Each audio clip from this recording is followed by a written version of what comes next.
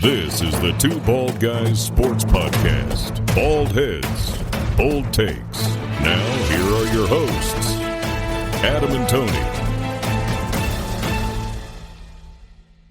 Welcome back. I'm Adam. I'm Tony.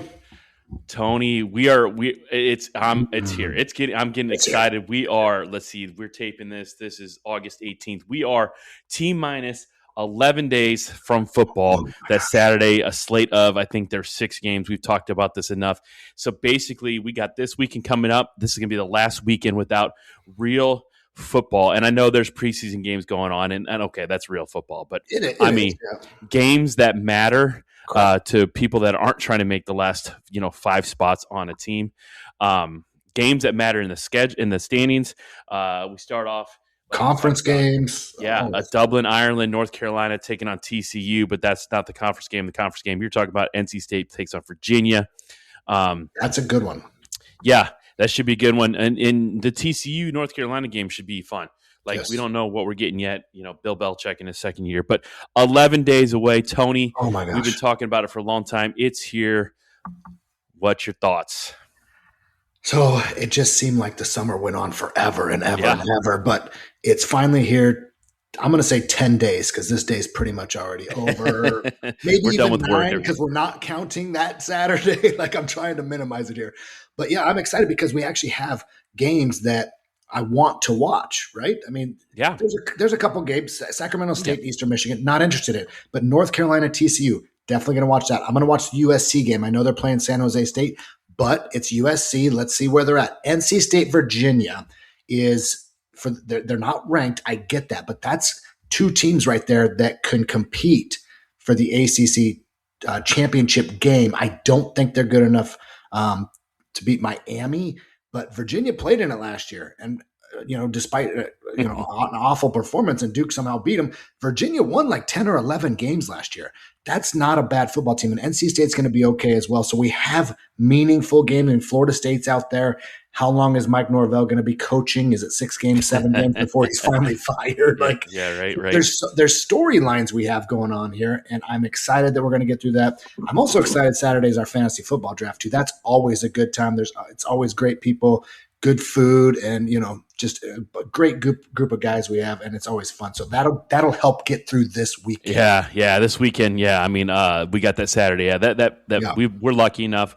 Unfortunately, there's one guy that can't make it this year, and my brother lives up in Indiana, so he can't make it. He hasn't made it every year. But we have 10 guys in the league. We have 11 and my son, but if we want to call him an adult. But he's getting there. He's a guy, but he's getting close. Yeah, he's inching up on 16. But we're lucky enough. We all live kind of close. We all like each other enough. 10 of us are going to be here doing a live draft. It's a blast. We give each other crap. But yeah, that's going to help through this weekend. And going into the college football week, yeah, I mean, every one of these games, the North Carolina TCU game, like we just said, Bill Belichick was going to do. San Jose USC. Listen, San Jose is not great. But you never know. That's the NC State Virginia. The game that's kind of interesting is Jacksonville State, North Dakota State. North Dakota State is entering the FBS this year after dominating. Now they got upset last year, but they dominated the FCS. So they're making the jump. Right. Jacksonville State wasn't a bad team in the mid majors there, so that's an interesting game there. Hawaii plays Stanford. Like we said, that game, whatever the over is, the over actually is only 49.5. I say take the over because I don't think either one of those teams plays defense. Like you said, Florida State is interesting. And then the night game, because, we want to have a 10 o'clock game, Memphis and UNLV. UNLV is a team that I pick out of the mid-majors to be good. Memphis is always okay. So let's see what you got. UNLV is a 6-point favorite. Now, that game's 57.5. I think that's a high number for over, but I still might take it because I don't think those teams can score. That is in your Raiders Stadium and Allegiant Stadium. So, listen, you can find something like Sacramento State Eastern Michigan game, that's a conference game now because Sacramento State somehow is in the MAC, the Mid-American Conference. Interesting. They're in there because Northern Illinois went out to the Big West, or Mountain West. I can't remember which one it is, but either way, does it really matter? They're in a West Conference, and Sacramento State. I mean, these I get the Big Ten expanding out to Oregon, Washington, California because they got money and they're recruiting there. I don't understand the MAC. I mean, going out to grabbing Sacramento State, like, is that just the best you could do? Like, because the money runs into a problem there, and I haven't looked. I don't know. Like, are they in the MAC for baseball and stuff like that too? Because that's a lot of travel for. I mean, you can say it, teams that don't have as much money as the Big Ten programs. So that's interesting there. But yeah, because if you look at who they play, I mean, you got Akron, Ohio, Buffalo. We know that's way up in New York up there. I mean, Massachusetts, Miami of Ohio, Toledo. Like they're coming all the way across the country almost every single week or every other week or whatever their away games are. Like their away games are serious travel business for Sacramento State. So, I mean, I don't know who was more desperate, the Mac or them. Like who? Like I mean, Sacramento State goes to Hawaii, and that might actually be a closer trip. It's closer than Buffalo and all those other ones. But yeah. So I mean, but there's reason to watch every one of those games, and I know the the Eastern Michigan Sacramento State game is not the biggest one, but when you've been without football for 200 plus days, listen, bring it on. We are 11 days away, and with the start of the new season comes coaches polls. We've already argued the preseason polls. We argued the coaches poll. Now the AP poll came out, and surprise, surprise, the top 10 is the exact same teams. Now, there's a couple order differences, but they're the exact same teams. You're telling me these polls don't pay attention to one another? Get out of here. Yeah, we've talked about this before. I think last year we really got into it a little bit, and we're going to get into it a little bit now again because I don't understand how it can be so close. I mean, we're talking about the top 3 are identical, and then there's a little flip, and then the next 2 are like, it's so close other than a one little tweak here or there. Nothing really stands out, and you go, oh my gosh, the AP, the writers, they think that this team is going to be better or worse than the coaches. Now, I'm going to throw a fact out that I heard today on a sports talk show driving into work. Apparently the fans, us fans, we get one vote as a collective for the AP Top 25. Did you hear that? I didn't hear that, but honestly, that doesn't matter. It doesn't matter. Like it won't. It's a fun, interesting thing, but let's be honest, that one vote really doesn't matter. But it's cool, I guess. But yeah, it makes us feel like we're involved somehow. Yeah, it makes us feel like involved. But here it is. Well, we'll just go through it real quick. 1, 2, and 3 are exactly the same. 4 and 5 are flipped. Texas and Notre Dame. 6 and 7 6, 7, 8 exactly the same. 9 and 10 are flipped. 11, 12, and 13 are the same 3 teams. They're just flipped. 14, 15, 16 are exactly the same. 17, and then you get a little bit of variation. But correct. The only team that's ranked in the AP poll that's not in the coaches is Louisville, and Clemson is ranked in the coaches and not in the AP poll. But basically, Utah is the same at 21. Iowa's the same at 22. Houston is 23 and 24. Missouri's the same at 25. And in that middle there where I kind of did it, it's SMU, Washington, Tennessee, and Penn State. Those are the exact same teams from just 17 to 20. Yeah. It's just flipped a little bit. Like, you're telling me that these two little polls here, like giving the exact same thoughts. Now, if you want to give me the same thoughts of Ohio State, Oregon, Georgia, even Texas, Notre Dame, the top 10 makes sense a little bit. I still don't understand the Texas A&M. We've talked about that. The Ole Miss maybe too, but I think the top 7 are pretty solid. Ohio State, Oregon, Georgia, Texas, Notre Dame, Indiana, and Miami. I don't think you can argue much with this. Now, I got a fun fact about the AP poll. It's the first time since I think I forget what it was. I think it was like in the 80s that the same conference have the 1 and 2 teams in the AP poll to start this season. Do you know who the 2 teams are and what conference they were in when it happened last? Big 8, Oklahoma, Nebraska. There you go. You must have heard it. I did. Or you just know that. I wish I could say I just knew that right off the top of my head in 0.5 seconds, but no, I must have heard the same statistics that you are. It's funny. We will listen and watch the same stuff. So yeah. And Ohio State with being ranked number 1 to start the AP poll this year. It is the 9th time they are ranked at the top in the AP poll, in the preseason AP poll. They tied Alabama for 9, right? Okay. But they are number 2 all time. Who's number 1 and how many? Do you know this one? Did you hear this one? Was it my Sooners? It is your Sooners. Do you know how many times? 19. No, it's not 19. That's not that many. Not that many. I don't know how many times. It's 10. It's 10. Okay. So they have just one more. But if you would have asked me who had the most, I would have not guessed Oklahoma. I wouldn't have guessed Oklahoma. Yeah, I would have. Honestly, when they said it, I thought Miami at first. Yeah. Notre Dame, that type of teams. Now, don't get me wrong. Oklahoma's very, very good. I'm not discounting the fact that Oklahoma is a blue blood and they're very, very good. I know they've had they've struggled, in the last 10-ish years, but not struggled, but not been as good. Right. But I would not have picked Oklahoma. That surprises me a little bit. Okay. Yeah, well, that run. I don't know when the AP poll came out, but obviously the 70s they had a couple national titles. 80s they had that one. They had a run there up until the mid 90s where they really fell off, and then they picked back up in the 2000s under Bob Stoops. So I did know that for some reason. I just didn't remember how many it was. But one thing I want to point out here is the AP top 25 in the coaches poll have two teams. AP has two teams in the top 5 that didn't get a first place vote, but they did in the coaches poll. You seeing that? Yeah. Well, and that's interesting. And what's interesting is that the third most first place votes was Indiana in the AP poll. Right. And they are ranked 6th. They're behind Georgia and Texas. How does that happen? That didn't receive a vote. Now listen, it's because and I get that there's some unknown and there's probably some doubt in the quarterback they got over from TCU, right? I get that. I really, really do. And here's the thing. This is not me arguing that any of those top 5 teams that are in front of Indiana don't deserve to be in the top 5. It's really not. I'm not. I agree. The only one that I think Indiana for sure should be ranked ahead of is Georgia. I think Indiana's better than Georgia right off the kick. Okay. But Notre Dame and Texas proved at the end of the year that they're pretty good. And obviously, as much as I hate it, Ohio State's pretty good. And Oregon's loaded. So I don't think that I think those teams are good. But I still go back to it. If Indiana was an SEC school, there's no way they'd be ranked 12th after winning the national championship. No way. First or second. Yeah. 100%. Yeah.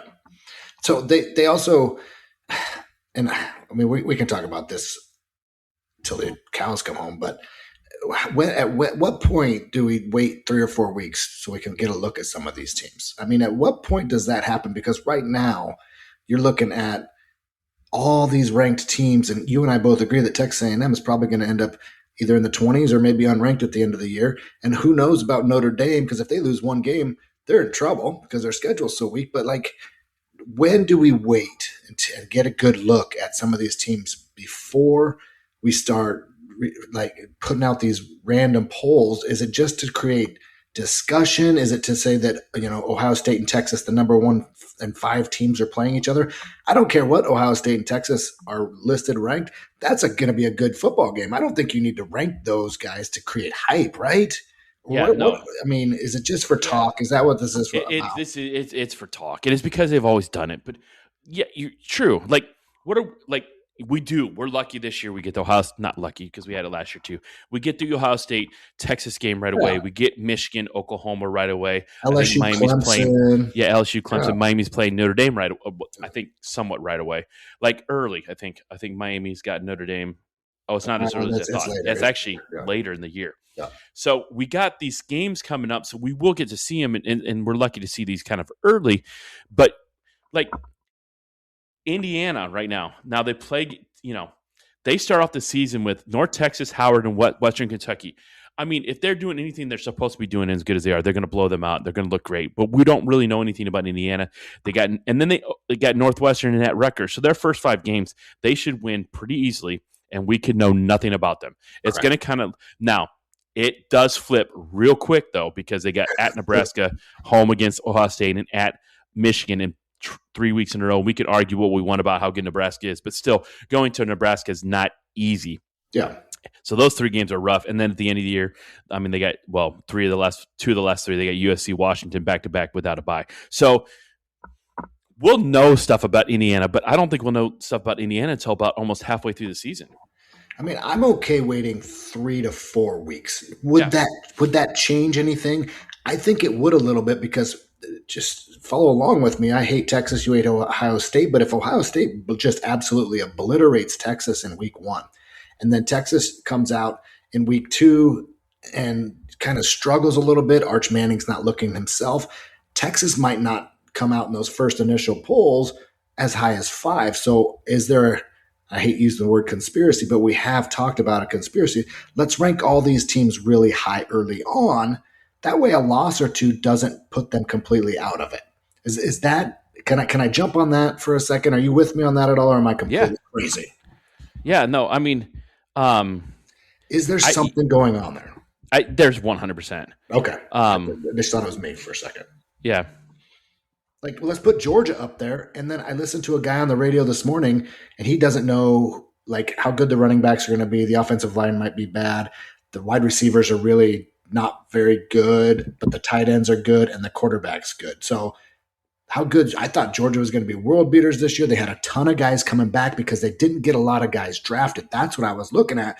But the guys coming back, other than their quarterback, I guess aren't, I don't want to say not good, but just like not Georgia standards, So they're at 3 already. They could lose 2 games and still be top 15. Yeah, so I just don't see, like, I wasn't scared of Georgia last year. Now, don't get me wrong. The 2 years before Michigan won the national championship, Georgia teams were ridiculous. Like, they won the back-to-back championships. They killed in Michigan in the playoff in the first round. Then they killed TCU after Michigan choked that one away. Yeah. Those teams scared me. Alabama used to scare me. But, I mean, honestly, even going into the playoffs last year, like Oklahoma I know they ended up losing to Alabama in the playoffs. I get that. But Oklahoma was crushed. I mean, they dominated them in the game. Like, I know you didn't want to play Alabama again. I understand that. But were you afraid of Alabama like you normally were afraid of Alabama for Oklahoma playing last year? No, last year's Alabama team was way less scary than the Nick Saban Bama teams. Like, you don't want to deal with the Nick Saban Bama teams. But now, I mean, Oklahoma has beat them a couple years in a row. And, yeah, they jumped out 17-0 and then, pick 6 here. And, like, just things went down real quick for them. But you're right. I'm not that scared of Bama, and I am more scared of Georgia probably than Alabama because I think Kirby Smart is still a really good coach, obviously. Yeah, but he is. Listen to somebody on talk radio today about, and he's a Georgia like journalist of some sort. Like that's the team he follows, and he's just like, I mean, who's going to catch the ball? Who's the running back? They have 2 okay running backs, and they have really no big wide receivers, but apparently they got a couple tight ends that are just going to catch every ball. That was kind of the joke. And he says they're not deep on defense. So who's this UGA team that's going to be 3rd in the nation right now because they're going to lose 2 games and still be in the top 15. And then they're going to try to sneak them into the playoffs because now we have 47 teams in the playoff.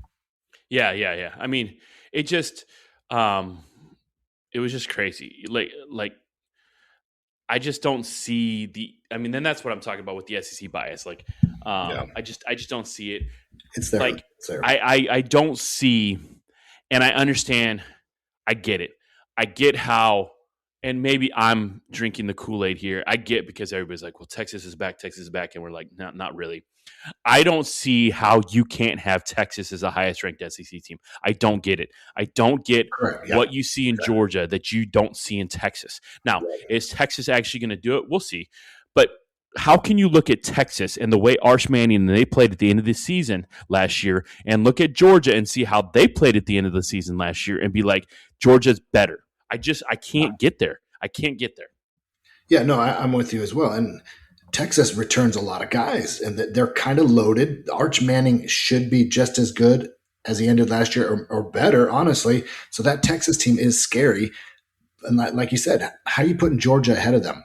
And I'll throw Notre Dame in the mix in there. I mean, they have an easy schedule, and maybe that's what they're banking on. But they at 4, is that because if they lose to Miami, they'll drop to 7 or 8, and they'll as long as they keep in that top 10, 12, they're going to be in the playoff no matter what. And other than USC and Miami, I don't think they have a whole lot on that schedule. They don't. But here's the thing. I know they got Jeremiah Love was awesome, and their backup running back was great too. That's their biggest concern is replacing their running. But CJ Carr was really, really good last year. Like he was arguably he was arguably one of the best quarterbacks last year. I mean, who really overall played that much better? I mean, Fernando Mendoza, obviously with Indiana, but CJ Carr played from the beginning, like the very first game on. He played really, really well. Yeah. Arch obviously played well. But Stetson Bennett, I mean, he doesn't scare me. Julian Sain is good, but hell, Listen, I know I'm exaggerating a lot. I could be almost as good with those receivers out there. Like, you know what I'm saying? Like, I just got to get the ball to him. I mean, he did good job. Dante Moore's good. I get that. But, like, I don't know. I hate to say it, but I think CJ Carr is pretty darn good, and that Notre Dame team's going to be pretty good. So but it's the same thing. Like Texas A&M, Ole Miss. Now Ole Miss is returning Chambliss, so and the running back and the running backs. So they're going to be good. But listen, you can say how much you hate Lane Kiffin because of what he did to them and leaving for LSU and the way he's done things pretty much his whole career. Now we thought maybe the redemption story with LSU, with Ole Miss, but that's gone out the window. He's not there anymore. So, like, true. You can say what you want, but that offense was pretty darn good with Lane Kiffin. Now the defense, had a little bit to be desired, but I don't see it working. And then he always found a way to lose those games, and now he's at LSU, and I don't. I mean, he brought a quarterback in from Arizona State, but I just don't know. I think Texas A&M, Ole Miss, LSU ranked way too high. I don't know how good Texas Tech is, but that schedule, we talked about it, is awful. I think they're pretty good. And then you start to get into teams with a lot of question marks, like even Alabama's question marks, USC, BYU, Michigan. All these teams have question marks. Washington, Penn State. It's cluster after that. But I think the top 7, they got it right. Yeah, it's hard to argue with the top 7. Of course, previous episodes we've talked about the order of operations there. But you're right, CJ Carr is solid. Losing Jeremiah Love, I think, will hurt. But Marcus Freeman is a really good coach. You and I are not Notre Dame fans, but I am a Marcus Freeman fan. I would take him as my coach on my program any day of the week. I love Brent Venables. I think he's got things going in the right direction with OU. But Marcus Freeman, he is really good. I think you said it, though, with LSU and Lane Kiffin, they're getting credit because of what Lane Kiffin has done. But this is year 1, and I know he's brought in some guys from his Ole Miss team, and I know he's got a solid quarterback. I mean, he was pretty dang solid with Arizona State, probably should have beat Texas a couple years ago. But I think he's going to need a year or two. Like when he came over to Ole Miss, he didn't just jump in there and start winning national titles. I know LSU's a little bit different, but I think they're giving LSU a lot of credit.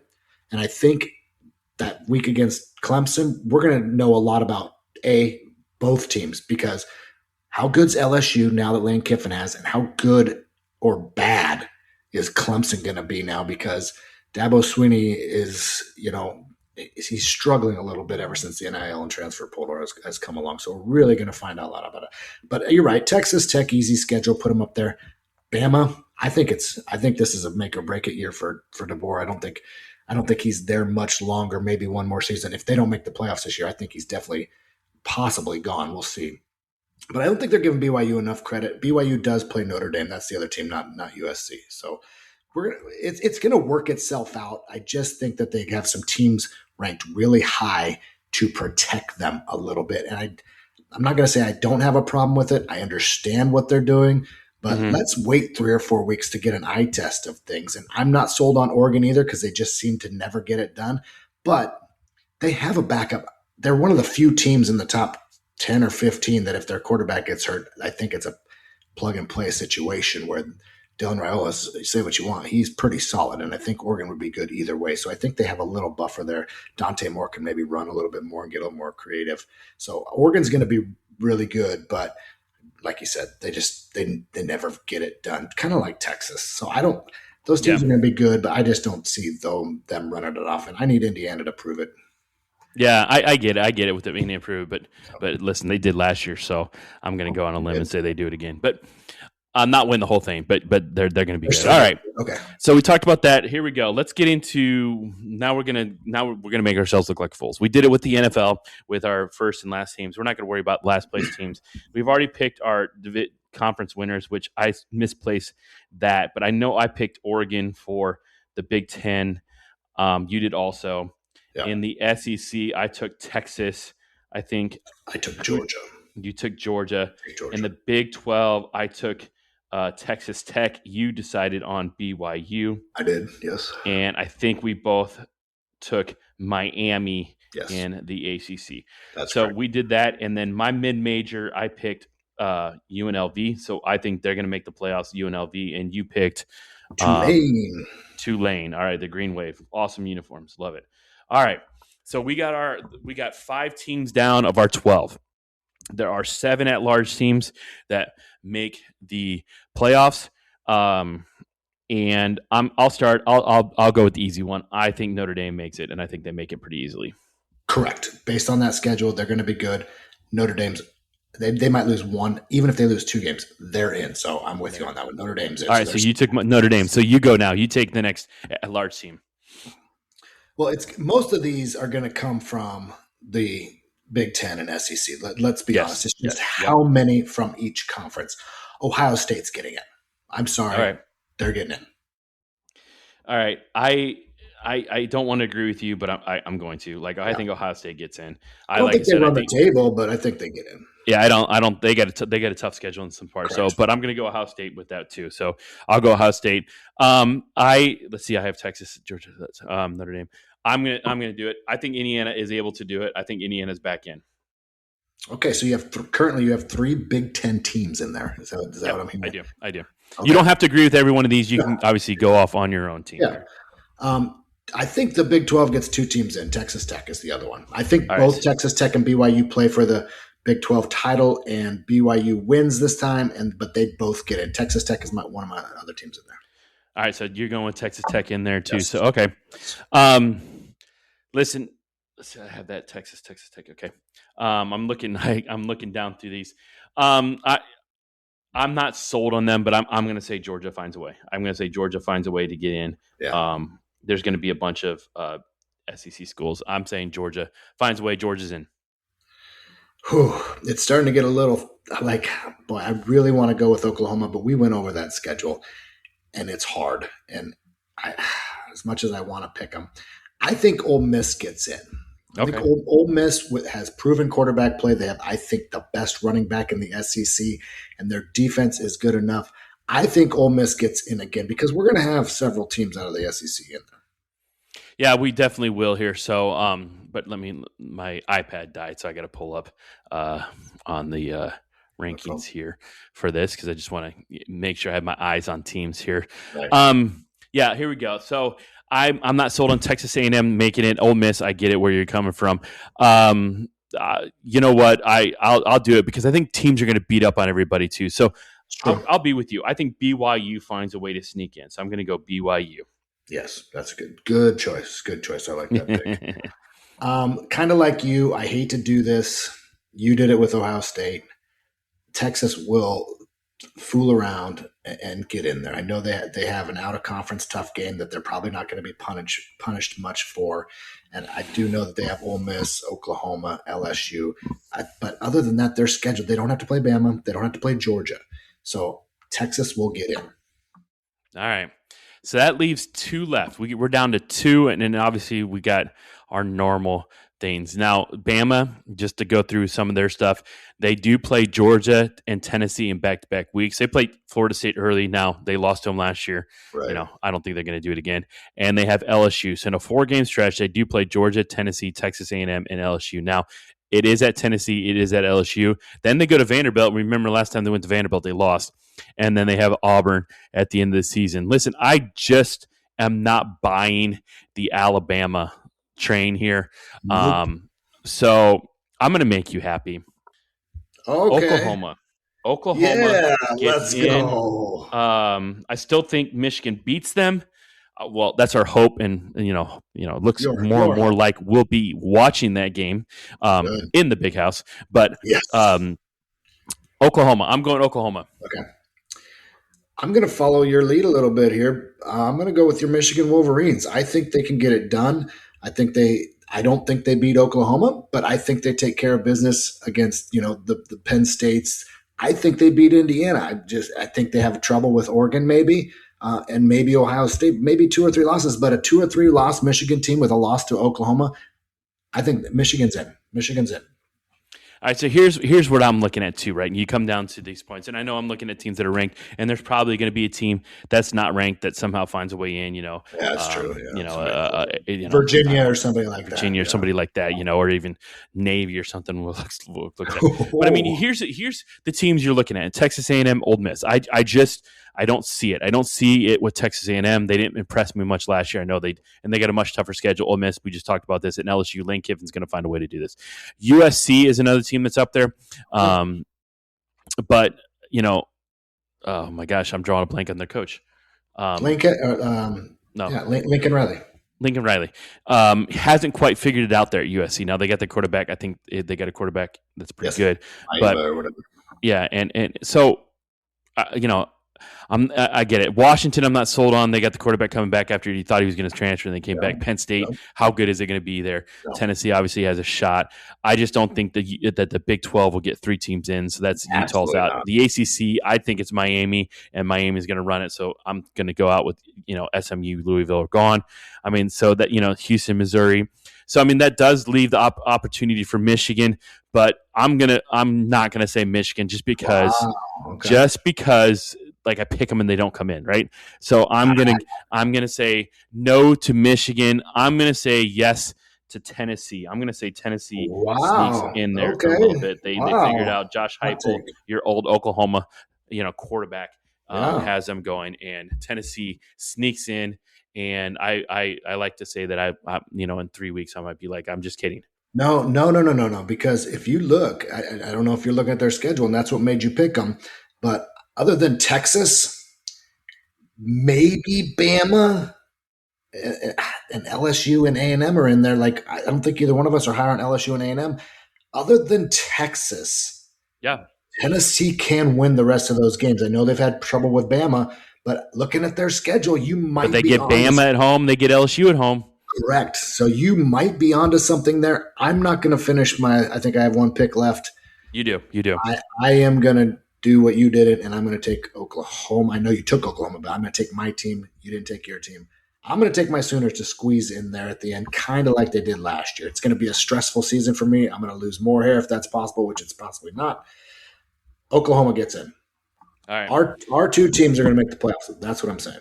I hope so. Don't get me wrong, but I want to go with the pleasantly surprised instead of hoping that they're making it in there. Fair enough. That's why I'm at, I think Kyle Whittingham is the right guy for the job right now. I'm very, very interested to see, does he, how does their offense run? They're not going to go away from the run, right? They're just not going to do that, right?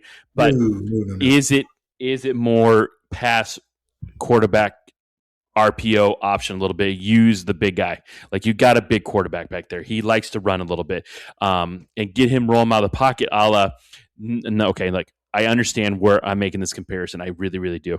But Vince Young, right? I'm not putting Bryce Underwood on the same level as Vince Young was at the end. I'm not doing that. Vince Young was great. But I think we would all agree Vince Young wasn't the best accurate passer, but the problem is his legs. He can move around. His receivers are very, very good about moving around, so he could get them wide open. And it's pretty easy if you have any talent whatsoever to get a ball to a wide open receiver. So Vince Young did that very, very well. Do you do that with Bryce Underwood? And again, not the same level, but get him out, bootleg, stuff like that. Get him out. Get your guys, to run routes that get you open quick reads, and he gets some quick reads, that they can do real quick, and then that opens up the running game a little bit more too. So it'll be interesting. If they can do all that, I think they could be in good shape. So we'll see. Good games coming up. We got the wives to okay us to fly up to Michigan. Well, we're flying to Indiana, but going up to Michigan. So we will be there. Now we just got to work on the ticket part of it, but we're going to be up in the Ann Arbor. I can't wait to show you the big house up in Michigan. I'm excited. Yeah, a little tailgate, hopefully. The only thing that sucks is this noon game, but it's going to be a blast. I know it's a little bit, hopefully it cools off up in Michigan in the next, 3 weeks, but we're going up there. You're going to see it's going to be better than Florida. It can't be much worse than Florida. Right. You're going to see the big house. I'm excited about that. You have any thoughts about the big house coming up? I don't know. I have this image in my head, but I think the image is going to be completely like, I don't think I can comprehend the whole state. Like, I just can't put it in my mind. I know I have this image of what I'm going to see when I walk up, but I'm sure I'm going to be blown away no matter what it is. I don't know if I'm more excited to see the outside of the stadium, the way that it's set up, because you walk in at like the freaking 30th row or something like that. Oh, it's higher than that. Like you walk down. Yeah. You walk down a long way. So I don't know if I'm going to be more interested in seeing that, or when you get in there and there's 110,000 people screaming. Yeah. That right there. I mean, I've been to football games and Nebraska with 80,000. But you're talking about another 30,000 people. That's ridiculous. I don't think – and they're all going to be wearing maize and blue, and here I am, hoping my Sooners win. But I just think the atmosphere and stuff like that, college football atmosphere is everything. We've talked about it plenty of times. So if we're outside the stadium, inside the stadium, I don't think it's going to matter. It's going to be a super cool environment. You've obviously been there. You've experienced it. So I'm excited just to see that stadium and inside there. Like, it's going to be crazy. It's really going to be crazy. It's not the loudest stadium because of the way it's built. They open up. They try to put some of those luxury boxes, on the side to help, and it helps. It's like the third biggest in the world, I believe. Behind I think there's a couple soccer soccer stadiums, right. And I love Michigan, obviously, and I'm a huge fan. So I think it's one of the best places to go watch a game, and I'm impartial, but I don't know how you can be a college football fan outside of the rivals, right? Outside of Ohio State and Penn State, Michigan State, maybe, and stuff like that. I don't know how you can, be without being a rival and not enjoy going there. Like, I think I would enjoy the atmosphere of Ohio State without wanting to ever go there because that's the only reason because I hate them. Like, I would go to Notre Dame. I think it'd be cool to go to a Notre Dame game. Notre Dame would be cool. I would go to those. The Ohio State, the hatred is pretty real with that. So, but besides that, like, it's just cool. And I don't think you're going to, like, I think you understand, but like when you walk up to the stadium, because it's only about 40 rows up above the ground, you're going to be like, there's no way there's 110,000 people in this place. Right. And then you walk down and you're like, all right, well, I'm going to plan how often I got to go to the bathroom because this is a long walk. Yeah, that's what I'm excited to see. And I'm kind of with you, like Ohio State's stadium, the horseshoe, the toilet bowl, whatever you want to call it. It doesn't excite me like that. I'm not a fan of Ohio State. I'm not a Michigan fan. Of course, I'll cheer for them because, you're my buddy and we do this podcast, but like, I don't care to see Ohio State's stadium. I'm with you. I'll go to Notre Dame. I'll check that out. That seems cool. Obviously, the Big House is pretty awesome. Like Tennessee, you've been to Tennessee. That's another one I would like to visit. Amazing, like certain, maybe Oregon would be on my list too. Oh, 100%, yeah. Cool. But there's certain stadiums that I'm not a fan of the team at all, but I would still want to go see. Ohio State's not on that list. Georgia's not on that list. Texas, I don't think that stadium in Austin is anything. I wouldn't mind going to the Red River rivalry, that game, but that's in the Cotton Bowl, so it's different. But like the Big House is right up there with several stadiums that I would like to visit, just in sports in general.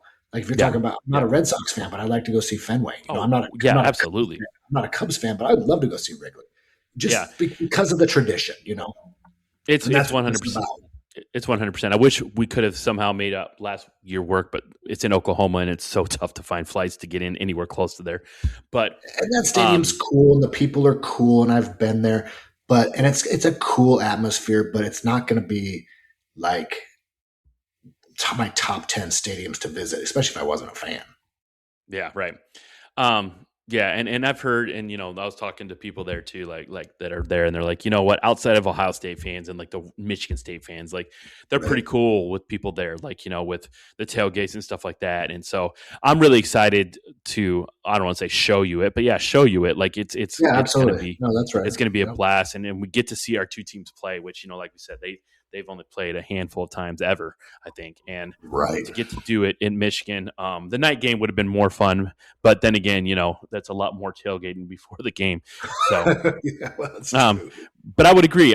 Like, taking you to Michigan, there are some other teams. Like, I would love, like, the Tennessee stadium's a must. It's awesome. Yeah. I think Oregon would be a blast. The different shape, or the Autzen is a little bit different. It's loud there. Cool. We talked about going to BYU because of the scenery. Yes. The scenery around there is amazing, like the mountains and stuff like that. Like, if we could just get somebody to sponsor us to take us out, we'll do a podcast wherever you want us to do it at. Right. Wear T-shirts, whatever. Yeah, sponsor us out at a game. Hell, we go to Wyoming. We talked about going to Coastal Carolina, but that's a lot because that's in Myrtle Beach, and that's. Well, we could get the wives on board because they go shopping down on the beach while we're at the game. So that's why. But you're right. I wouldn't mind going up there too. Yeah. So, It's almost here, man. It's 11 days away from real games. It's 18-ish for our teams. I think we both play on that first Saturday. So, my gosh, like, you think it's so long away, and then all of a sudden it sneaks up on you. Like, I remember, we listen to the sports radios, and they're always like, well, we're inside of 100 days. And we're like, all right. And now we're like, oh, shoot, we're inside 20. So now we're getting in that 10-day frame. Like, that's nice. Yes, so it's awesome. It's going to be fun. Preseason football has started. I've watched some of that just to just to get my football fix. But nothing. And you and I are both we love the NFL, but college is where it's at for us. And to say that that's 10 days away, I'm getting excited, super excited and anxious to let's hurry up and get there. Yeah, we've talked about it. We love the NFL. Don't get us wrong. Absolutely. Sunday comes on, we're sitting and watching the games, and I've been to a few NFL games, and they're fun. But it's nothing like the atmosphere. I mean, we've talked about this many times in our podcast. We just like going to the games. We've gone up to, obviously, to USF a bunch of times, and just being up there for that type of stuff is awesome. So I'm super excited. I'm glad we can make this work. And now, we're just, keeping our fingers crossed on some, friends of ours getting some tickets to actually get in the building. But I have a feeling we'll find a way in that building. So we're gonna make it in that building somehow. we're gonna make it in the building. But you know what? If we don't, we don't. Like you said, tailgating is gonna be awesome.